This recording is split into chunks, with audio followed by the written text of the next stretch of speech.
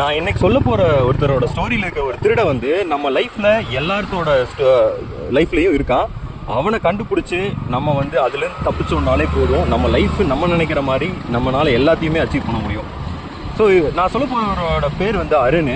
அவர் வந்து ரொம்ப smart, intelligent, hard worker கூட. அவருக்கு நிறையா ட்ரீம்ஸ் இருந்துச்சு. காலேஜ் முடிச்சுட்டு நல்ல ஜாப்பில் ஜாயின் பண்ணார். அந்த ஜாப்பில் ஜாயின் பண்ணி நல்லா ஒர்க் பண்ணிட்டு இருந்தார். அவர் ஒரு நாள் வந்து திரும்ப ட்ரீமை நினச்சி பார்த்தாரு. ஆமாம், நம்ம ஒரு பெரிய பிஸ்னஸ் மேன் ஆகணும்னு நினச்சிருந்தோம். ஸோ நாளையிலிருந்து அந்த பிஸ்னஸ்க்கு என்ன வேலை தேவைப்படுதோ அது ஸ்டார்ட் பண்ணணும்னு நினைக்கிறாரு. நைட்டு போய் படுக்கிறாரு. காலையில் அலாரம் அடிக்குது ஃபோனில். எழுந்த அலாரத்தை ஆஃப் பண்ணிட்டு பார்க்குறாரு. நேற்று நைட்டு பார்த்தா இன்ஸ்டாகிராம். சரி, ஓகே, ஒரு போஸ்ட்டு, ஒரு ரீல், அடுத்தது பார்ப்போம் என்னன்ட்டு அப்படின்னு சொல்லிட்டு அடுத்தது பார்க்குறாரு.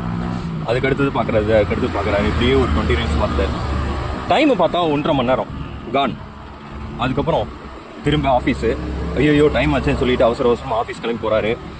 அங்கே போயிட்டு நல்லா ஒர்க் பண்ணிவிட்டு மறுபடியும் மத்தியானம் ரொம்ப டைம் ரொம்ப கொஞ்சம் ரிலாக்ஸ் பண்ணலாம் அப்படின்னு சொல்லிட்டு அங்கேயும் ஃபோன் எடுக்கிறாரு. இப்போ யூடியூப்பில் ஏதாவது நம்ம வந்து நம்ம பிஸ்னஸுக்கு தகுந்த மாதிரி நம்ம காலையிலேயே விட்டுட்டோம், ஏதாவது பார்ப்போம்னு சொல்லிட்டு பார்க்க ஆரம்பிக்கிறாரு. அப்போ வந்து பார்க்க ஆரம்பிக்கும் போது அவருக்கு பிடிச்ச கண்டென்ட்டு, போஸ்ட் அப்படின்னு சொல்லிட்டு கொஞ்சம் ஒரு சிலதை பார்க்குறாரு. பார்த்தா திரும்ப மறுபடியும் 1 hour கான். அப்புறம் அவசரமாக திரும்ப ஆஃபீஸ் எகெயின் அப்படியே போயிட்டுருக்கு. ஒரு நாள் வந்து பக்கத்தில் ஒருத்தர் கூப்பிட்றாங்க. என்னன்னு திரும்பி பார்த்தா அவரோட 7 வயசு பையன் ஒரு டிராயிங் போட்டு, என்னப்பா நான் ரொம்ப நேரமாக பேசிகிட்டு இருக்கேன் இந்த டிராயிங் பார்க்க சொல்லி, நீங்கள் டிராயிங்கே பார்க்க மாட்டேங்கிறீங்க, எங்கிட்டையும் பேச மாட்டேங்கிறீங்க, ஃபோனையே பார்த்துட்டு இருக்கிறீங்க எப்போ பார்த்தாலும் அப்படின்னு கேட்குறான். அந்த ஒரு கேள்வி, அந்த ஒரு குரல் அவரோட லைஃப் மொத்தத்தையும் திரும்பி பார்க்க வச்சிச்சு. அப்போது அவரால் அந்த அன்னைக்கு நைட்டு தூங்க முடியல.